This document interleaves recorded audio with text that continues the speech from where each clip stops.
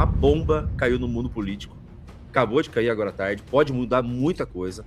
Assim, a semana que vem, muita coisa vai ter mudado já. Nós estamos falando de santuário de terrorista. Foz é lugar de. É refúgio de terrorista do Hezbollah e do Hamas. Socado. Isso causou assim, um pânico tão grande nas duas principais campanhas que realmente isso pode ter impacto devastador para as duas campanhas, mais para a campanha do Bolsonaro, claramente, né? Esses caras, de um jeito ou de outro, têm algum tipo de ligação com o Partido Comunista Chinês. Trump anuncia novas taxações e críticas ao PIX. Isso causou assim, um pânico tão grande nas duas principais campanhas que realmente isso pode ter impacto devastador para as duas campanhas, mais para a campanha do Bolsonaro, claramente, né? Pela ligação que eles têm com o Donald Trump, e eles ficam vendendo que eles são amigos do Trump, não sei o que, Trump. Eles estão, neste momento, se guerreando nas redes sociais. Um falando que não, o Bolsonaro ama o Pix. Não, o Lula ama o Pix. Quem ama o Pix, Bisoto? Vamos dar uma olhada na matéria aqui? Bora lá. Olha só. Isso aqui... Nossa senhora, vai dar o que falar. Governo Trump divulga relatório sobre o Brasil com críticas ao Pix. 25 de março, impostos. O escritório do representante do comércio dos Estados Unidos divulgou um relatório sobre a investigação comercial em andamento contra o Brasil, no qual aponta práticas que descreveu como desleais entre os países. Entre elas estão as cobranças sobre importações consideradas relativamente altas em uma ampla gama de setores, incluindo automóveis, peças automotivas, eletrônicos, aço e vestuário. A Casa Branca também fez críticas ao Pix e às falsificações da 25 de março. As taxas consolidadas no Brasil são frequentemente muito mais altas que as taxas aplicadas e os exportadores dos Estados Unidos enfrentam significativa incerteza no mercado brasileiro, porque o governo frequentemente modifica as taxas tarifárias dentro das flexibilidades do Mercosul. Assim, já de começo a gente já viu que os dois lados ali vão ter argumentos, né? Tá, vamos por partes, Júnior. Eu quero começar pela história do Pix. E o Pix no Brasil ele deixou de ser um mero instrumento financeiro para virar bandeira política desde que ele foi criado.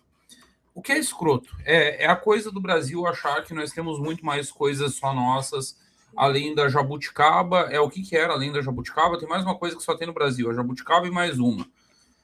Cara, o Portugal, eu não sei se se aplica ao continente europeu inteiro, usa um negócio chamado MBWay. O Orlando, inclusive, divulga nas lives dele, que é o Pix europeu.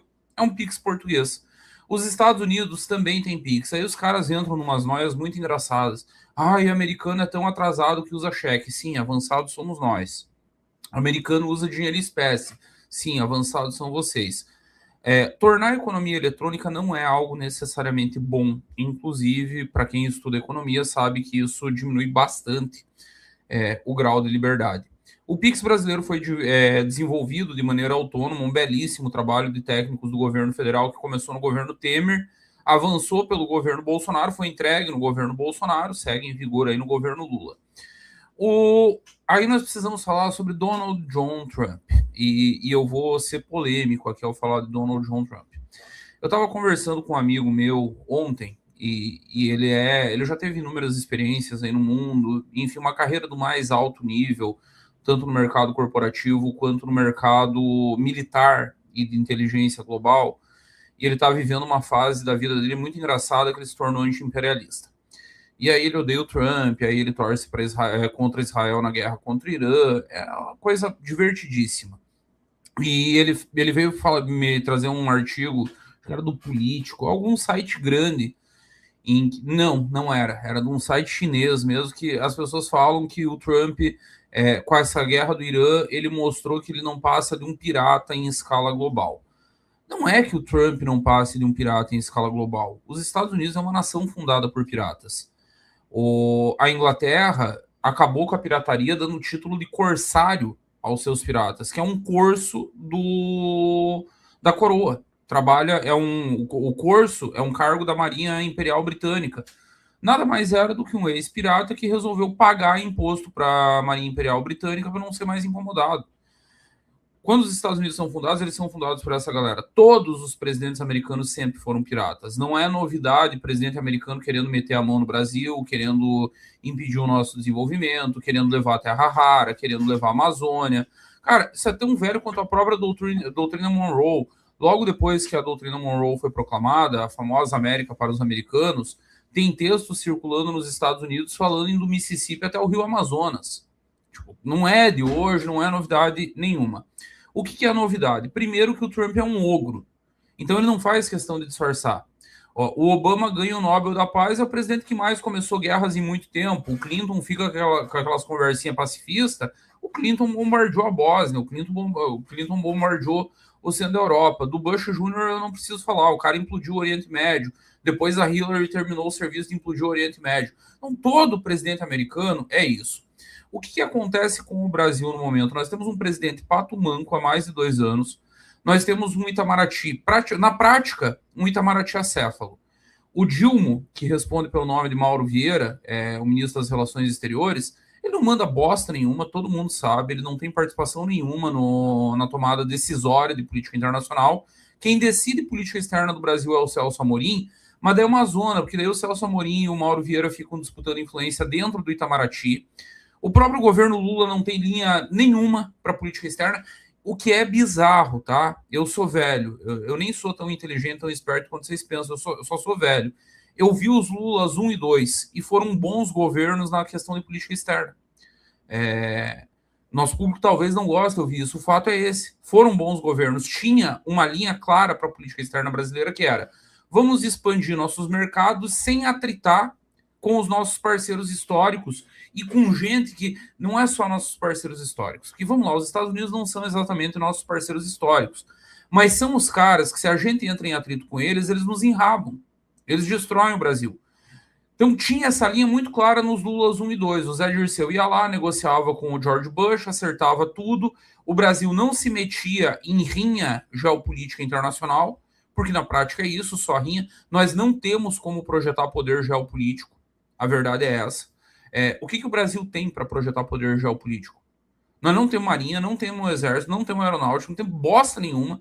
Um monte de filha vivendo da aposentadoria do pai, jurando que estão solteiras quando estão casadas há 30, 40 anos. A questão militar extremamente pressionada. Na questão econômica, faz 50 anos que o Brasil não cresce. Desde a CF 88 o Brasil não cresce. É um país que não cresce. Então, não tem com que projetar poder geopolítico. O que o Brasil faz nesse Lula 3 é rinha geopolítica internacional. Vamos criar uma moeda para substituir o dólar. Vamos transformar o BRICS numa aliança militar. Gente, o BRICS não existe. China e Índia trocam um tiro a cada 6 meses na fronteira. Se odeiam. Se odeiam. Que BRICS, pelo amor de Deus. Papo de bodega, papo de bêbado. E aí, uma hora, isso começa a cobrar. O governo americano sentiu o pato manco aqui dentro. O governo Trump sabe que o governo Lula é herança de Joe Biden.